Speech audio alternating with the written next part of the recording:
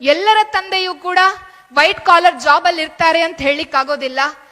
ಎಲ್ಲರ ತಂದೆಯೂ ಕೃಷಿ ಮಾಡ್ತಾರೆ ಅಂತ ಹೇಳಲಿಕ್ಕೆ ಆಗೋದಿಲ್ಲ. ಆದ್ರೆ ವಾಟ್ ಎವರ್, ಲ್ಯಾಕ್ಸ್ ಅಲ್ಲಿ ಅರ್ನ್ ಮಾಡ್ಲಿ, ಥೌಸಂಡ್ಸ್ ಅಲ್ಲಿ ಅರ್ನ್ ಮಾಡ್ಲಿ, ಅಥವಾ ಹಂಡ್ರೆಡ್ಸ್ ಅಲ್ಲೇ ಅರ್ನ್ ಮಾಡ್ಲಿ, ಅಪ್ಪ ಅಮ್ಮನಿಗೆ ಇರುವಂತಹ ಕನಸು ಒಂದೇ, ಮಕ್ಕಳನ್ನ ಈ ಸಮಾಜದಲ್ಲಿ ಶ್ರೇಷ್ಠ ವ್ಯಕ್ತಿಗಳನ್ನಾಗಿ ಬೆಳೆಸಬೇಕು ಅಂತ. ಒಂದ್ ಸಣ್ಣ ಕಥೆಯನ್ನ ಹೇಳುತ್ತೇನೆ. ಒಂದೂರಲ್ಲಿ ಒಬ್ಬ ತಂದೆ ಮತ್ತು ಮಗಳಿರ್ತಾಳೆ. ಬಹಳ ಸಣ್ಣ ವಯಸ್ಸಿನಲ್ಲಿ ಆತ ಹೆಂಡತಿಯನ್ನ ಕಳ್ಕೊಳ್ತಾನೆ. ಆ ಮಗಳು ಅಮ್ಮನನ್ನ ಕಳ್ಕೊಂಡಿರ್ತಾಳೆ. ಅಪ್ಪನೇ ನೋಡ್ಕೊಳ್ತಾ ಇದ್ದ. 10th ಆಯ್ತು, ಕೈಯಲ್ಲಿ ಮೊಬೈಲ್ ಬಂತು, ಅಪ್ಪ ಸ್ವಲ್ಪ ದೂರ ಆಗ್ತಾರೆ. PUC ಆಯ್ತು, ಹೊಸ ಆಂಡ್ರಾಯ್ಡ್ ಸೆಟ್ ಬಂತು 30,000ದ್ದು, ಅಪ್ಪ ಇನ್ನಷ್ಟು ದೂರ ಆಗ್ತಾನೆ. ಎಂಜಿನಿಯರಿಂಗ್ ಕಾಲೇಜಿಗೆ ಜಾಯಿನ್ ಮಾಡಿಸಿದ್ರು. ಈಗ ಅಪ್ಪ ಓಲ್ಡ್ ಫ್ಯಾಷನ್ ಇರುವಂತಹ ವ್ಯಕ್ತಿ ಅಂತ ಹೇಳಿ ಅನ್ನಿಸ್ಲಿಕ್ಕೆ ಆರಂಭ ಆಯ್ತಂತೆ. 1 ವರ್ಷ ಎಂಜಿನಿಯರಿಂಗ್ ಆಯ್ತು. ಅಪ್ಪ ಕಾಲೇಜಿಗೆ ಹೊರಟು ನಿಲ್ಬೇಕಾಗಿದ್ರೆ ಅಪ್ಪ ನೀನ್ ಬರಬೇಡ ಅಂತ ಹೇಳುವಂತಹದ್ದು. 2ನೇ ವರ್ಷಕ್ಕೆ ಕಾಲಿಡ್ಬೇಕಾಗಿದ್ರೆ ಅಪ್ಪ ನನಗೆ ಲ್ಯಾಪ್ಟಾಪ್ ಬೇಕು ಅಂತ ಹೇಳ್ತಾಳೆ. ಅಪ್ಪ ನನ್ನಿಂದ ಈಗ ನನ್ಗೆ ಹಣ ಹೊಂದಿಸ್ಲಿಕ್ಕೆ ಸಾಧ್ಯ ಇಲ್ಲ, ಮುಂದ್ 2 ತಿಂಗಳಾದ ನಂತರ ಕೊಡಿಸ್ತೇನೆ ಅಂತ ಹೇಳ್ತಾನೆ. ಸಿಟ್ಟು ಬರತ್ತೆ, ರೂಮಿಗೆ ಹೋಗ್ಕೊಂಡು ಬಾಗಿಲು ಹಾಕ್ತಾಳೆ. 1 ವಾರ ಇದೇ ತರ ಅಪ್ಪನ ಜೊತೆಯಲ್ಲಿ ಮುನಿಸು ಜಗಳ ಎಲ್ಲವೂ ಆಯ್ತು. 2ನೇ ವಾರದಲ್ಲಿ ಅಪ್ಪ ನನಗ್ ಸ್ಕೂಟಿ ಬೇಕು ಅಂತ ಹೇಳ್ತಾಳೆ. 1 lakh ಎಲ್ಲಿಂದ ತರ್ಲಿಕ್ಕೆ ಸಾಧ್ಯ? 4 ತಿಂಗಳ ಟೈಮ್ ಕೊಡು ಅಂತ ಹೇಳ್ತಾಳೆ. ಸಿಟ್ಟು ಬಂತು, ಮನೆ ಡೋರ್ ಅನ್ನ ಹಾಕೊಂಡು ರೂಮ್ ಒಳಗಡೆ ಕುತ್ಕೊಳ್ತಾಳೆ. ಮಾತಿಲ್ಲ, ಕಥೆ ಇಲ್ಲ. 3ನೇ ವಾರ ಬಂತು, ಅಪ್ಪ ಟ್ರಿಪ್ಪಿಗೆ ಹೋಗ್ತಾ ಇದ್ದಾರೆ ಗೋವಾಕ್ಕೆ, ನನಗೆ 10,000 ಬೇಕು ಅಂತ ಹೇಳ್ತಾಳೆ. ನಿನಗೆ ನಾಳೆಗೆ ನನಗೆ ಕೊಡ್ಲಿಕ್ಕೆ ಸಾಧ್ಯ ಇಲ್ಲ, ಟ್ರಿಪ್ಪಿಗೆ ಮುಂದಿನ ವರ್ಷ ಹೋಗ್ತೀಯಾ ಅಂತ ಕೇಳ್ತಾಳೆ. ಮಗಳಿಗೆ ಸಿಟ್ಟು ಬಂತು. ಅಪ್ಪ ಮಗಳು ಮಾತನಾಡದೆ 2 ವರ್ಷ ಸಾಧಾರಣ ಆಗಿತ್ತು. ದೂರ ಹೋಗಿ ಅನೇಕ ವರ್ಷಗಳು ಕಳೆದಿತ್ತು. ಆ ದಿನ ರಾತ್ರಿ 11-12 ಗಂಟೆ ಹೊತ್ತಿಗೆ ಅಪ್ಪ ಮಗಳ ರೂಮಿನ ಬಾಗಿಲನ್ನ ಬಡೀತಾರೆ. ಮಗಳಿಗೆ ಸಿಟ್ಟಿತ್ತು, ಮಗಳು ಡೋರ್ ಓಪನ್ ಮಾಡ್ಲಿಲ್ಲ. ಅಪ್ಪ ಬಡೀತಾರೆ ಬಡೀತಾರೆ ಬಡೀತಾರೆ.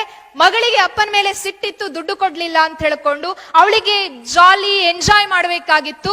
ಬಾಗಿಲನ್ನ ತೆರೀಲೇ ಇಲ್ಲ. ಅಪ್ಪ ಬಾಗಿಲನ್ನ ತಟ್ಟುವುದು ನಿಲ್ಲಿಸ್ತಾರೆ. ಬರ್ತಾರೆ, ಏನೋ ಒಂದು ಬರೀತಾರೆ, ಸೋಫಾದ ಮೇಲೆ ಮಲಗ್ತಾರೆ. ಮರುದಿವ್ಸ ಬೆಳಗ್ಗೆ ಯಾವಾಗ್ಲೂ ಅಪ್ಪ ಕರೀತಾ ಇದ್ರಾಯ್ತು. ಮಾರನೇ ದಿವಸ ಬೆಳಗ್ಗೆ ಎದ್ದು ನೋಡ್ಬೇಕಾಗಿದ್ರೆ 10:10 ಆಗಿತ್ತು. ಅಪ್ಪನ ಮೇಲೆ ಸಿಟ್ಟು ಬರುತ್ತೆ. 8 ಗಂಟೆ ಕಾಲೇಜ್ ಸ್ಟಾರ್ಟ್, 10 ಗಂಟೆ ಆದ್ರೂ ಅಪ್ಪ ಕರೀಲಿಲ್ಲ. ಅಪ್ಪನಿಗೆ ಬೈಬೇಕು ಅಂತ ಹೇಳ್ಕೊಂಡು ಡೋರ್ ಅನ್ನ ಓಪನ್ ಮಾಡಿ ಹೊರಗಡೆ ಹೋಗ್ಬೇಕಾಗಿದ್ರೆ ಅಪ್ಪ ಸೋಫಾದಲ್ಲಿ ಮಲಗಿರ್ತಾರೆ. ಎದೆ ಮೇಲೆ ಒಂದು ಪತ್ರ ಇರುತ್ತದೆ. ಇದೇನ್ ಕಾಗದ ಅಂತ ಹೇಳ್ಕೊಂಡು ಆ ಹುಡುಗಿ ಅದನ್ನ ಓದ್ಬೇಕಾಗಿದ್ರೆ ಅದ್ರಲ್ಲಿ ಅಪ್ಪ ಒಂದು ಲೆಟರ್ ಅನ್ನ ಮಗಳಿಗೆ ಬರೆದಿರ್ತಾರೆ. ಮಗು, ನೀನು ನನ್ನ ಹತ್ರ ಸುಮಾರು 4 ತಿಂಗಳಿಂದ ಮೊಬೈಲ್, ಲ್ಯಾಪ್ಟಾಪ್, ಅದು ಇದು ಅಂತ ಹೇಳ್ಕೊಂಡೆಲ್ಲ ಹಣ ಕೇಳ್ತಾ ಇದ್ದಿ. ಆದ್ರೆ ಕ್ಷಮಿಸು, ನಿನ್ನ ಜೀವನವನ್ನ ರೂಪಿಸ್ಬೇಕು ಅಂತ ಹೇಳ್ಕೊಂಡು ನನಗೆ ದುಡ್ಡು ಕೊಡ್ಲಿಕ್ಕೆ ಸಾಧ್ಯ ಆಗ್ಲಿಲ್ಲ. ನಾನು ನೀನು ಮಾತು ಬಿಟ್ಟು ಅದೆಷ್ಟೋ ವರ್ಷ ಆಯ್ತು. ಮಾತಾಡ್ಬೇಕು ಅಂತ ಹೇಳಿ ತುಂಬಾ ಪ್ರಯತ್ನ ಪಟ್ಟೆ, ಬಟ್ ನನ್ನಿಂದ ಆಗ್ಲಿಲ್ಲ, ನೀನ್ ಮಾತನಾಡಿಸ್ಲಿಲ್ಲ. ದಯವಿಟ್ಟು ನನ್ನನ್ನ ಕ್ಷಮಿಸು. ನಿನಗೆ ಕೇಳಿದಂತಹ ಜೀವನವನ್ನ, ನೀನು ಬಯಸಿದಂತಹ ಜೀವನವನ್ನ ಕೊಡ್ಲಿಕ್ಕೆ ನನ್ನಿಂದ ಸಾಧ್ಯ ಆಗ್ಲಿಲ್ಲ. ಕಾರಣ ಇಷ್ಟೇ, 5 ವರ್ಷದ ಹಿಂದೆ ಸಣ್ಣದಾಗಿ ಎದೆನೋವು ಬರಬೇಕಾಗಿದ್ರೆ ಡಾಕ್ಟರ್ ಹತ್ರ ಹೋಗ್ಬೇಕಾಗಿದ್ರೆ ಹಾರ್ಟ್ ನಲ್ಲೊಂದು ಹೋಲ್ ಇದೆ ಅಂತ ಹೇಳಿದ್ರಾಯ್ತು. ಆದ್ರೆ ನನ್ನ ಮುಂದೆ ನಿನ್ನ ಭವಿಷ್ಯ ಇತ್ತು. ನನ್ನ ಹಾರ್ಟ್ ಹೋಲ್ ಅನ್ನ ಕರೆಕ್ಟ್ ಮಾಡಬೇಕು ಅಂತಾದ್ರೆ ಲ್ಯಾಕ್ಸ್ ಅಲ್ಲಿ ನನಗೆ ಹಣ ಬೇಕು. ಆದ್ರೆ ಅದೇ ಲ್ಯಾಕ್ಸ್ ಅಷ್ಟು ಹಣವನ್ನ ನಿನ್ನ ಮೇಲೆ ಇನ್ವೆಸ್ಟ್ ಮಾಡಿದ್ರೆ ನಿನ್ನ ಬದುಕು ಸುಗಮ ಆಗ್ತದೆ ಅಂತ ಅನ್ನಿಸ್ತು.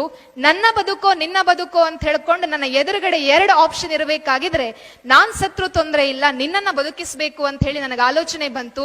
ಸೊ ನನ್ನ ಹತ್ರ ಇದ್ದಂತಹ ಎಲ್ಲ ಹಣದಿಂದ ನಿನ್ನ ಹೆಸರಿನಲ್ಲಿ ಒಂದು ಮನೆ ತೆಗೆಸಿದ್ದೇನೆ. ನಾನು ಸತ್ತ ನಂತರ ಆ ಮನೆಯಲ್ಲಿ ನೀನು ಆರಾಮದಲ್ಲಿ ಬದುಕಬಹುದು.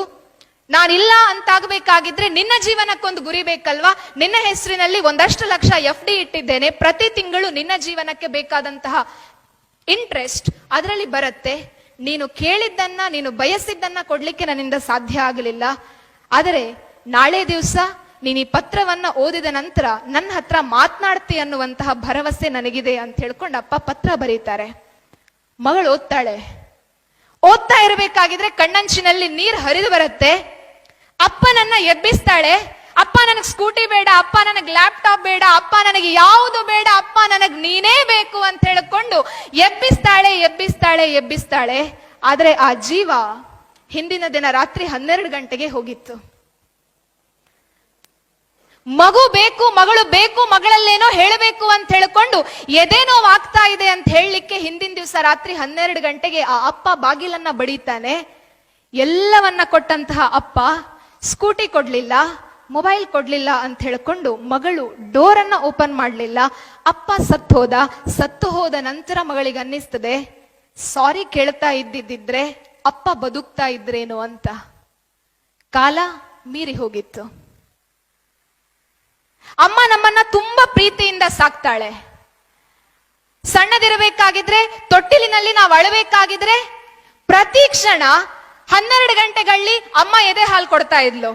1 ಗಂಟೆಗಳಲ್ಲಿ ಅಯ್ಯೋ ಈ ಮಗು ನನ್ನ ನಿದ್ದೆಯನ್ನ ಹಾಳು ಮಾಡ್ತಾ ಇದೆ, ಡಿಸ್ಟರ್ಬ್ ಮಾಡ್ತಾ ಇದೆ, ಈ ಮಗುವಿಗೆ ನಾನು ಹಾಲು ಕೊಡುವುದಿಲ್ಲ ಅಂತ ಹೇಳಿ ಒಂದೇ ಒಂದು ದಿವಸ ನಮ್ಮಮ್ಮ ಹೇಳಲಿಲ್ಲ. ನಾವೇನ್ ಮಾಡ್ತೇವೆ?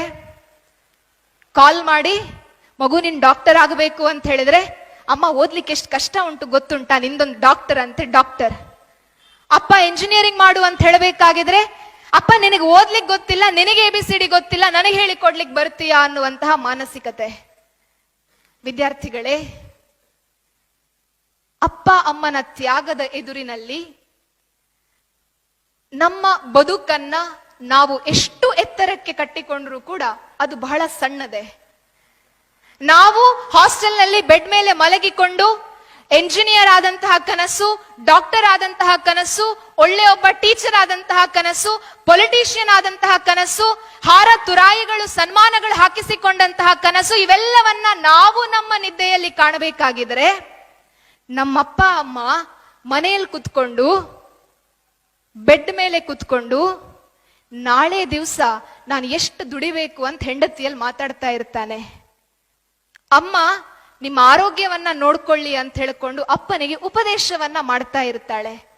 ಅಂತಹ ಅಪ್ಪ ಅಮ್ಮನನ್ನ ಪ್ರೀತಿಸುವಂತಹ, ಅಂತಹ ಅಪ್ಪ ಅಮ್ಮನನ್ನ ಗೌರವಿಸುವಂತಹ ವ್ಯಕ್ತಿತ್ವದ ಲಾಸ್ಟ್ ಸಿ ಆಫ್ 5 C's, ಅಂತಹ ವ್ಯಕ್ತಿತ್ವವನ್ನ ನಾವು ಬೆಳೆಸಿಕೊಳ್ಳುತ್ತೇವೆ ಅಂತಾದರೆ ಅದಕ್ಕಿಂತ ದೊಡ್ಡ IIT ಎಂಜಿನಿಯರಿಂಗ್, ಅದಕ್ಕಿಂತ ದೊಡ್ಡ ಮೆಡಿಕಲ್ ಸೀಟ್ ಮತ್ಯಾವುದೂ ಕೂಡ ಇಲ್ಲ.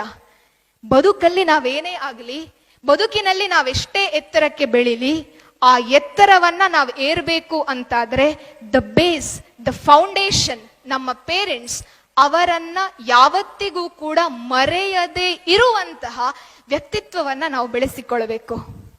ಅಂತಹ ವ್ಯಕ್ತಿತ್ವ ನಮ್ಮದಾಗ್ತದೆ ಅಂತಾದರೆ ನಮ್ಮಕ್ಕಿಂತ ದೊಡ್ಡ ಹೀರೋ ಮತ್ಯಾರೂ ಕೂಡ ಇಲ್ಲ.